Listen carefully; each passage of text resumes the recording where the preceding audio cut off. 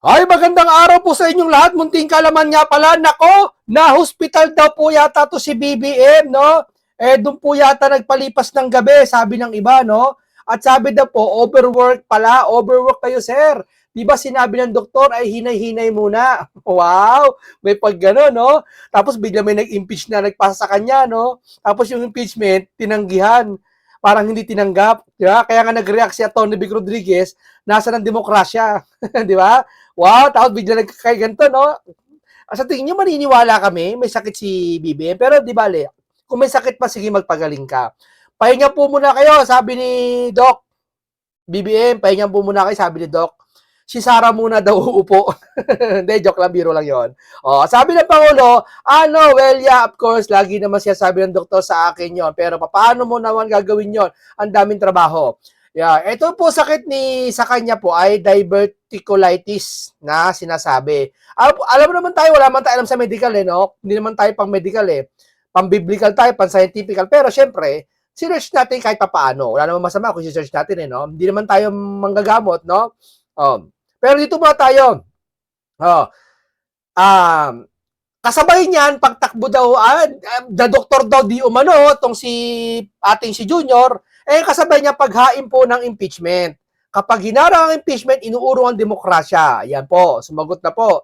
Ang hindi matanggap na Secretary General ang Kamara ay dalawang pagkahiwalay ng impeachment complaints laban kay Pangulong Marcos Jr. ay isang malubhang paglabag sa konstitusyon at pagtataksil sa tiwala ng bayan. Ganito naman to mga to Pagpabor sa kanila, walang problema kahit lumabag sa demokrasya. Pero pag against sa kanila, wala sila, tamo si Bangulong Duterte nilabag yung, 'di ba, yung soberanya ng Pilipinas. Wala silang pakialam doon. Pero pag sila, okay lang sa kanila. Ganyan po itong mga to, yeah? Kaya nga, ano pa asahan mo sa investigasyon? Sa maliit na bagay niyan, di ba pagkakatiwalaan What if pa kaya sa pinakamalaking bagay na masusukal sila, na sila ay maiipit, di ba? Hindi sila papayag. 'Di ba? Gagawa sila ng paraan, 'di ba? Dapat alam nyo, kung talagang walang kasalanan ang isang tao, subukan nyo. Katulad ng ginawa ni Bong Revilla, 'di ba?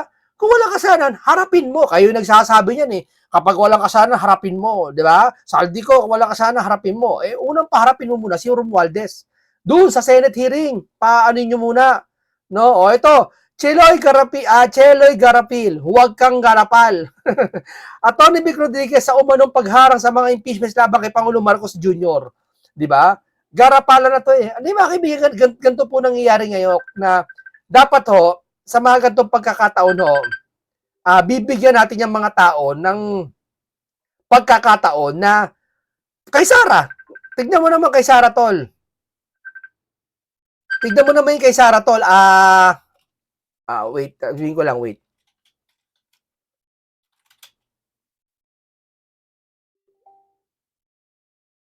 Ito. Okay. Wait lang. Yun. Tingnan mo naman si Sara na impeach tol. Pumapayag naman, alam di ba? Pag kay Sara, napakabilis. Ano pinagkaiba nun, di ba? Kung walang kasalanan si BBM, papayag din kayo. Sige, baliwala yan. Dako na tayo dito sa diverticulitis na to. Itong diverticulitis na to, mga kaibigan, sinearch ko, hindi naman pala ganun kalubha. Ang dito lang po ay, sabi ng buong sanhi nandito, hindi yan. Ang sabi po sa diverticulitis na po ito, sandali lang. Diverticulitis, ito. Ayan, okay. Ang diverticulitis ay sakit sa bituka sa kolon. Nako po, sabi nila cancer daw. Hindi naman cancer. Tinanong naman natin kay ChatGPT na hindi naman cancer. No? Nangyayari ito kapag maliit ang bulsa sa pader ng bituka, tinatawag na diverticula, ay namamaga at na-impeksyon. Kapag may bulsa lang pero walang impeksyon, diverticulitis. Kapag namaga o may impeksyon, diverticulitis. Pag walang impeksyon, diverticulosis. Kapag may impeksyon, diverticulitis. Sabihin, kung diverticulitis, may impeksyon. So, ibig sabihin, umiinom si Junior ng antibiotic ngayon. Kung yan, sabi kung talagang, kung diverticulitis sakit niya, umiinom sa antibiotic ngayon. Saan nakukuha?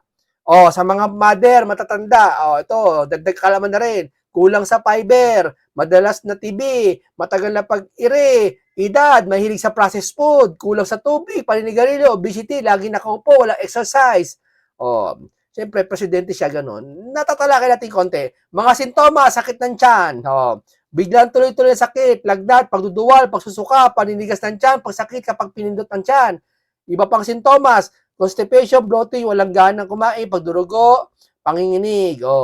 Kung siya sabi nila, di umano, allegedly, na diverticulitis lang ang sakit ni Junior. Hindi natin alam na kasi ang diverticulitis, isang bagay na sinasabi lang yan, ano lang yan, pang excuse lang yan sa mga estudyante. Ano sakit mo? LBM? Ano sakit mo? Diverticulitis po, stress lang sa tiyan. Ano, mga ganon. Baka ganon lang Ayus-ayusin nyo. Mamaya, may sakit talaga si mahal nating presidente. Mahal na presidente, pahinga po muna kayo, sabi ng doktor.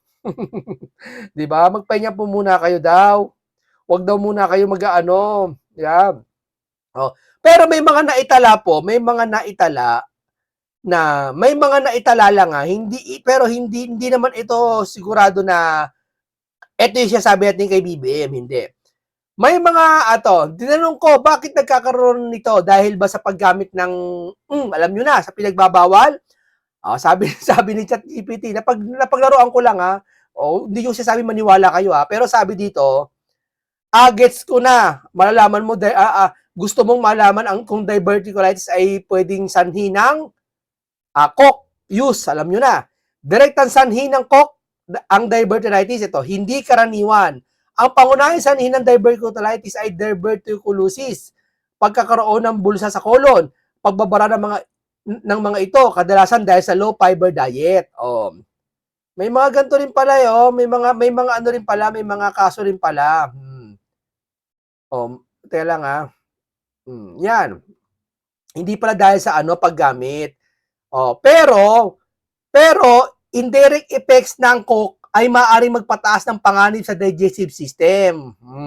Pag gumagamit ka, hindi ko sinabi si BBM napadaan lang sa akin, tapos tinext ko lang. Kasi may mga nagko-comment nababasa ko baka dahil sa ganun yun, di ba? Alam mo nila, vasoconstriction, pumipigil sa normal na daloy ng dugo sa bituka na pwedeng magdulot ng ischemia, kulang sa dugo o at pamamaga.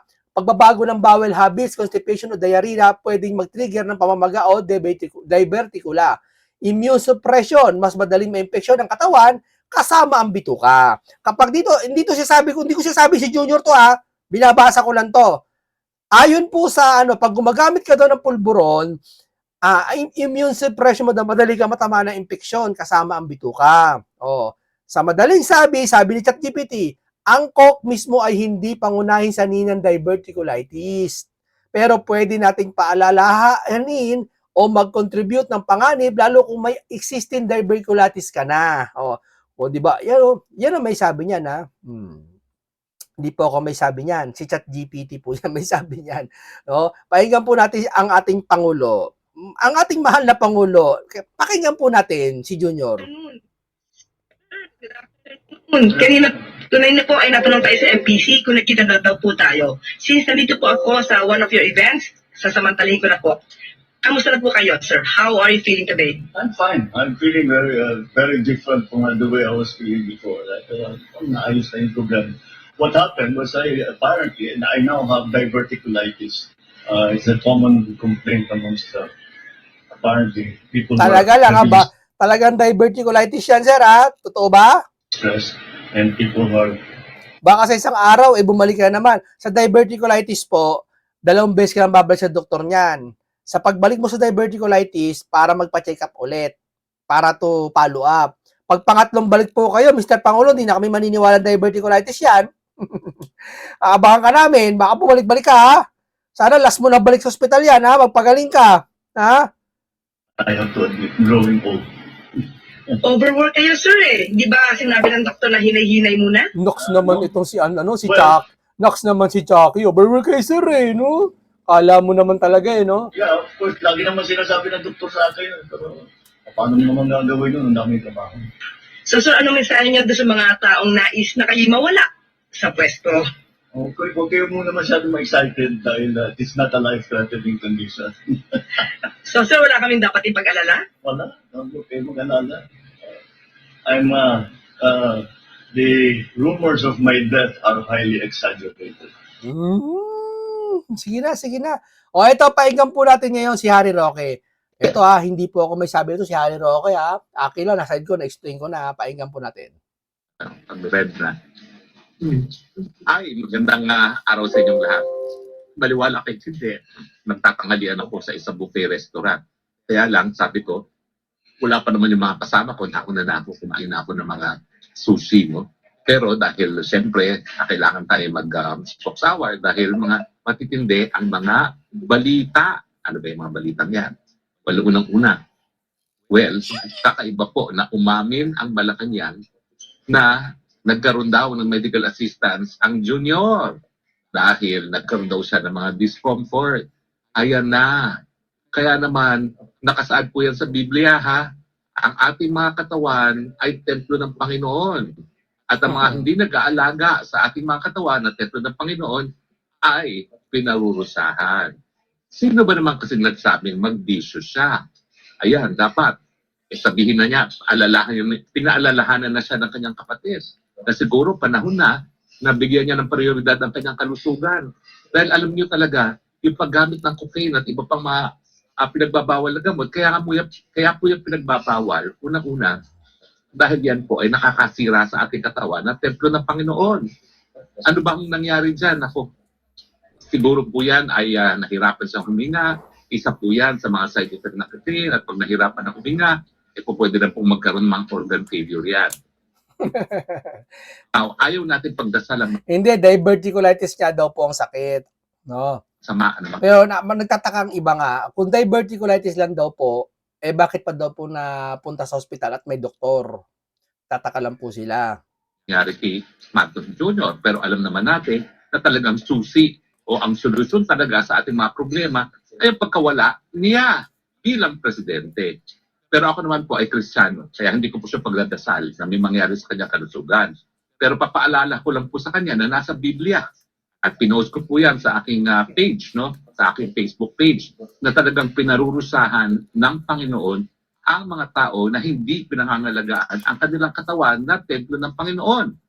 So siyempre, kung hindi ka naman Kristiyano, kapag inabuso mo yung katawan mo, alam mo namang pinagbabawal dahil nakakasira sa katawan at sa pag-iisip at patuloy ka sa bisyo, talagang ikaw na ang gumawa ng dahilan para masira ang iyong katawan at matigok.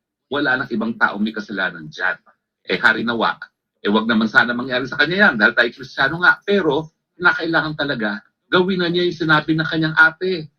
Kinakailangan na niya magbitiw sa pwesto, tutukan ng kanyang kalusugan, magparehab nang sa ganun, mapahaba pa ang buhay niya. Alam mo, konti lang naman ang tanda sa akin ng ating bangag na presidente. Ako, ninanais ko na lang ngayon dahil ako isisenta na, wala na akong ibang hinahangad kundi makita ko sana yung aking mga apo at gaya na aking lolo, makita ko na matapos man lang sa kolehiyo ang mga apo ko at mailagay sa tamang buhay yung aking mga apo. Kasi tapos na yung mga anak ko Na-provide ko na yan, napag-aral ko na yan, meron na yung mamanahin kahit pa paano. Ang gusto ko naman masiguro, yung buhay na tinamasa ko dahil ang lolo ko ay sinigurado na kami magkakaroon ng komportable. Alam mo, pinakamagandang kayamanan sa lahat po, mga kababayan, sabi ko nga sa inyo, ang kalusugan, tandaan niyo yan.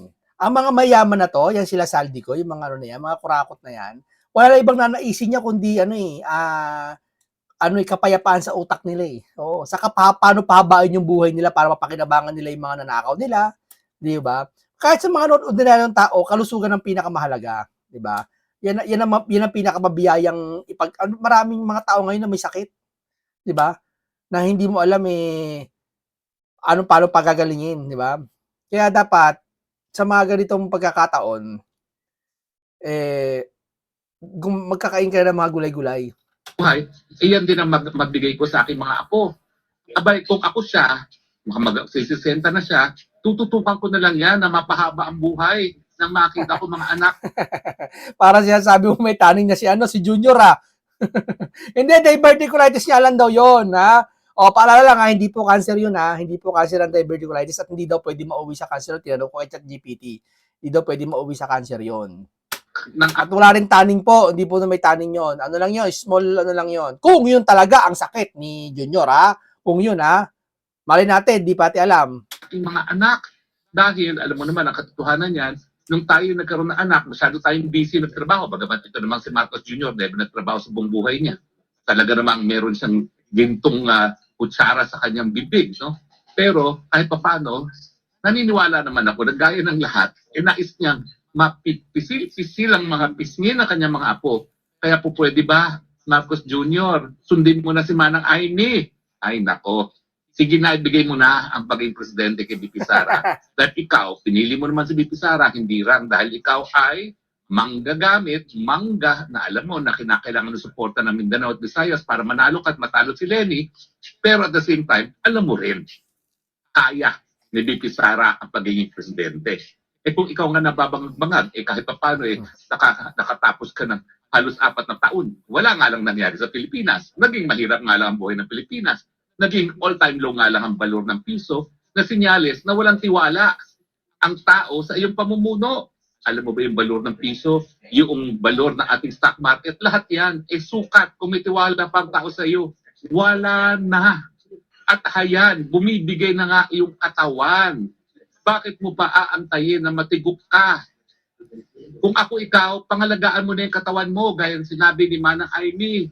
At yun na nga, antayin mo na lang na magkaroon ka ng apo at maging... Hindi, isang beses pa naman nasugod si Junior di ba? Hindi pa naman yan. Stress lang siguro yan, di ba? Pero pag pumangatlo yan, hindi ako maniniwalang diverticulitis yan, maligaya ka na alagaan ay yung mga apo. Ano ba bang gugustuhin mo? Naging presidente ka na. Bagamat yung tatay mo sinuka ng bayan o binigyan ng pagkakataon. Wala, you blew it. Ito naman si Manang Aimee, lahat ginagawa para magalit nga ang taong bayan sa pangalan ng Marcos. Well, I don't think she is successful dahil kita mo naman, negative 27 na yung standing sa approval rating. Negative na lahat. Pero pag ikaw nagpapatuloy pa, pumilit pa na maging presidente, na hayag, bumibigay na katawan mo at matagal nang walang isipan mo, in the first place, not much is there. Hello, kaya nga hindi ka natapos ng kolehiyo. Talagang lalo kang kasusuklaman ng tao dahil lalong hihirap ang buhay pag ikaw ay nagpumilit. Kaya pwede ba? Pahinga na. Bawi na. Alam ko, parurusahan ka ng Panginoon dahil inabuso mo ang katawan mo. Pero kung ikaw naman ay magbago, maski kay 60 na halos, baka naman may pagkakataon pa, maawa pa Panginoon sa'yo, bigyan ka pa ng buhay nang sa ganun, ma-enjoy mo yung mga apo. Pero pwede ba? Huwag ka Pero naman. sa Biblia, yung mga nadatna ng kamatayan sa araw ng paggawa ng kasalanan, sabihin ko sa inyo, mabigat yung kaparusahan nun. Oo. Yung namatay ka dahil sa kasalanan, namatay ka gumagawa ka ng kasalanan. Okay sana kung halimbawa gumagawa ka ng kasalanan, pero naglilingkod ka naman sa Diyos. May kapatawaran pa Di ba? Pero sa ganitong pagkakataon, hindi ko sinasabi si BBM yun, Init na kaya mo pang maging presidente. Palpak na palpak ang iyong administrasyon. At kahit anong palit mo sa mga miyembro ng gabinete, ang problema, ikaw. So kahit palitan mo pa lahat ng mga miyembro ng iyong administrasyon, hindi na magbabago yan dahil ikaw ang wala sa tamang pag-isip at ngayon, wala sa tamang pangangatawan dahil inabuso mo ang iyong katawan sa paggamit na pinagbabawal na gamit. Diba? Obvious naman yun. O pag-usapan din po natin sandali. Abay, meron pangalawang impeachment complaint na napabalita na naman. Tingin ko, nagsalita na rin na si Congressman Pulong Duterte and I agreed na yung unang impeachment complaint laban dito kay bangag na presidente ay kaduda-duda dahil ito ay hinain ng isang tao na nagdepensa kay First Lady. So sa akin naman, bakit naman gagawin yun na isang abogado na nagdepensa sa asawa mismo ng presidente? Bakit niya pa i-impeach ang presidente? At siyempre, yung nag-endurso, malapit na malapit sa isang kaalyado rin ng mga Marcoses, no, na taga-probinsya ko. Yung party list ng mga Garcia ng Bataan. So ngayon, nagkaroon ng pangalawang impeachment complaint. Ngayon, in fairness, di pa nababasa. Pero sigurado ako na kung sino man ang nasa likod ng impeachment complaint, wala yung kinalaman sa mga Marcoses. So chances are, itong panibagong impeachment complaint, honest to goodness. Kaya ayaw ngayon tanggapin ng Kamara de Representante. Pero ba legal na basihan na pagtatanggap? Wala po. Malinaw po yan na ang katungkulan ng House Secretary General pag mayroon naghain ng impeachment complaint ay tanggapin at pagkatapos i-refer kay House Speaker. Tama yun, tanggapin. Di ba? Kung wala namang kasalanan, bakit hindi ibasura, i-archive? Di ba? Trabaho nyo yan eh. Pero hindi ba tanggapin? Ano ba naman yan? Di ba? Ang House Speaker naman, within 10 days, i-include sa order of business at i-refer sa Committee on Justice. Wala pong diskresyon. Wala pong, hindi po parang West ang sa House Secretary General na pipiliin niya kung anong gusto niya tanggapin at i-reject yung ayaw niya. Hindi po pwede na tatanggapin lang yung moro-moro na impeachment at kapag masustansya na yung impeachment, hindi nakatatanggapin. Yan po ilabag sa saligang batas. Wala pong ganyang kapangyarihan ang House Secretary General. Dahil unang-una, wala namang mandato yung House Secretary General na yan. Hindi naman yan halal ng bayan. Yan ay appointee lamang ng speaker. Pero yung ginagawa po niya, binibigyan niya ng karagdagang kapangyarihan ng kanyang sarili. Wala pong ganyang kapangyarihan. Shall ang sinasabi ng Constitution. Shall refer the impeachment complaint forthwith sa tanggapan ni Speaker at si Speaker naman ang magre-refer dyan sa order of business doon sa plenaryo nang mai-assign ng kaagad sa Committee on Justice. Wala, yan po ang tinatawag na ministerial. Gawin mo, wala kang diskresyon kung ayaw mo hindi. Dahil kapag ikaw ay nagpumilit na meron kang diskresyon, yan ang tinatawag na grave abuse of discretion. Halatang halata naman kayo. Kapag moro-moro, tinatanggap para masigurado na meron na namang isang taon na impeachment-free ang ating bangag na presidente. Pasensya na kayo ha. May nagsabi sa akin na huwag mo naman tawaging bangag. Natatawag ko sa kanya, sariling kapatid niya, nakumpirma na bangag siya. Ang dating presidente Duterte, sinabi bangag siya. Sa Agent Morales, sinabi bangag siya. Sang-ayon sa isang confidential agent. Si Cathy Binag, sinabi bangag siya. Ba't hindi pa natin siya tawaging bangag? Talaga namang yan ay katanggap-tanggap na sa lahat, di ba? Buti sana kung hindi yan pinatutuhanan ni Amy Marcos. Pinatutuhanan naman. Di ba? So sa akin po, mali po yung ginagawa ng House Secretary General at kapag tinanggap po yan at for the same time, hindi po barred ang second complaint. Yan po yung decision ng Korte sa Francisco. Kaya lang naman na bar na itong pang-apat na complaint dito sa decision naman, dito sa Duterte versus sa House of Representatives, dahil nga po parang hindi tinanggap ang tatlo, pero ang sinasabi hindi raw yun ay file. Hindi. Yan po ay deemed accepted but rejected. Kaya nga po yung pang-apat is barred. Pero ito po, dahil hindi pa naman po in session ang Congress na isang pa yan, dapat yan makaparating kay Speaker, pero i-refer po kaagad yan pag nag-resume na ang Congress from the recess. At kapag yan ay na-refer at the same time, hindi po barred ang second impeachment complaint. Kaya naman, ayaw nila ipatanggap. Dahil alam nila na kapag merong sustansya yung second complaint, at kapag hindi moro-moro yung mga nagsampa ng second complaint, kinakailangan umusad ang proseso. Oo, hindi ka tulad kay Sara, di ba? Kailangan pa daw sabi ni Toby Chanco yata na kailangan pa ng pirmahan ng mga para may magpumirma na ng impeachment yata kay Sara. Eto, pag solid to. Itong impeachment darating to, baka hindi siguro tinanggap tingin ko ibang klase. Wag na. Hintayin na natin 2028 na. Hindi na kaya resolve yan. Yeah. Impeachment. Yung harap-harapan na nga sila Libiste, Cabral Press, binabaliwala, Yeah. Whether that we have the numbers, hindi po natin alam yan. Dahil ang sinasabi ko nga po, talagang ang pulso ng mga politiko pagdating sa pulso ng taong bayan, hindi po sila nagkakamali dyan. At ngayon po, siguro naman alam nilang basahin, kapag negative 27 na ang approval rating ng presidente, ibig sabihin, kiss of death pag pinagtakban mo pa ang presidente na negative 27 ang kanyang approval rating. Pasensya na kayo ha. Talagang tingin ko napaka-importante itong dalawang bagay na didiscuss natin ngayon na maski ako ay magpapataba na naman, kinailangan mag-spoksawan. So ano po pinag-usapan natin? Haya na po, nangyayari na ang nakasaad sa Biblia, sinarurusahan ang umaabuso sa ating mga katawan dahil ang ating katawan ay templo ng Diyos. Tama naman yung sinasabi niya, pero hintayin na natin. Hindi naman yan. Wala naman. Diverticulitis nga lang daw ang sakit niya. Ulitin ko hindi po cancer yan, diverticulitis At sabi sa ating mahiwagan ChatGPT, ito ay hindi naman daw nakukuha dun sa paggamit ng, alam nyo na, at hindi naman daw ata itong hindi naman to cancer, nagiging cancer, no? Ito ay isa na kukuha lang siguro sa mga stress, hindi ka nag-exercise, nakaupo ka lagi, wala kang ginagawa, ha? Yung hindi ka nag-exercise, tama, niya yun, no? At wala kang kulang ka sa fiber. At ang aking friendly advice, bagamat hindi ko pinagdadasal na siya ay matuluyan dahil ako po isang Kristiyano, yan naman po ay nasa Biblia. Yan po ang husga ng Panginoon. Pero may panahon pa para magbago. Ang importante lang, magbitiw, ibigay ang pagiging presidente sa kanyang piniling vice president. Pinili naman niya yan, hindi naman niya katunggali eh. Ginamit pa nga niya, hello. At magpagaling nang sa ganun, ma-enjoy naman niya ang kanyang mga apo. At pagdating naman po dito sa pangalawang impeachment complaint, ako, halatang-halata, Sec. Gen. Kapag di mo tinanggap yan, ang tinatanggap mo lang ay yung mga murong-murong impeachment. Tama. Dahil pag tinanggap mo yan, Totoo yan. mare-refer yan at the same time dun sa first impeachment complaint at yan ay hindi ipinagbabawal ng saligang batas. Yan na rin ay sang-ayon sa desisyon ng aking kaso mismo na inargue sa Korte Suprema, ang Francisco versus House of Representatives. Maraming salamat. Okay, ganito lang po tayo mga kasama natin, no? Okay, lahat ng ito ay aking opinion at reaksyon. Paalam sa inyong lahat.